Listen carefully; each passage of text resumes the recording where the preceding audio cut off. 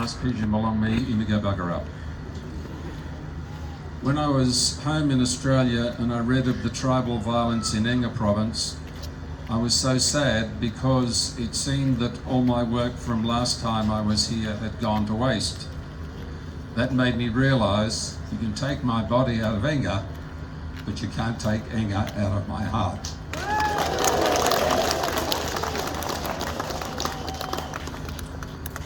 So about 12 months ago, Governor Ipatas started asking me to return to Enga province. I was happy to agree to his request, but it took almost a year from the time the Governor first asked me to return until I arrived. Time does not permit me to explain why it took so long, but you can rest assured I was doing all I can to get back here as soon as possible. There is a clear desire of the people in Enga province to have the National Court hear cases as quickly as possible.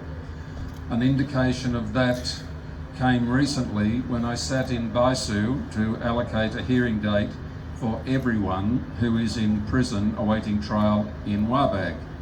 When that hearing was adjourned, the prisoners stood and applauded. I'm pleased to report that the backlog of criminal cases should be gone by the end of October, this month. We have already put in place a system where anyone who is committed for trial in the National Court will appear in the National Court the following Friday, and on that occasion we will allocate a hearing date. The hearing dates for new criminal cases will be next month, that is November. And by then, I expect we'll have a situation where the time from when a person is committed to stand trial until the time when their trial is finalised will be 1 month. In the Constitution, Section 37, subsection 14, says that an accused person should have their trial commenced within 4 months. In Enga province from November, I expect we will have criminal trials completed in 1 month. When I started hearing criminal trials recently, I found an accused who had been waiting 7 years without his trial being commenced. Had his trial been conducted and had he been found guilty, it is unlikely he would have spent further time in prison. In those circumstances, common sense prevailed. He was released and I had the police take him home from the court in Wabag so he didn't have to return to Baisu. I should add that I have not forgotten the people at Porgera. There are matters in the criminal list waiting to be heard. I'm looking into how soon the National Court can resume sittings in Porgera. It is expected the National Court will be able to sit in Porgera from 10 to 21 November this year. There are just over 100 pending civil cases in the National Court in Wabag. I have now read each and every one of those files to make myself familiar with them. There will be a call over for every one of those cases on Friday. If it is ready for hearing, a hearing date will be allocated. If a case is not ready for hearing, orders will be made to get it ready for a final hearing.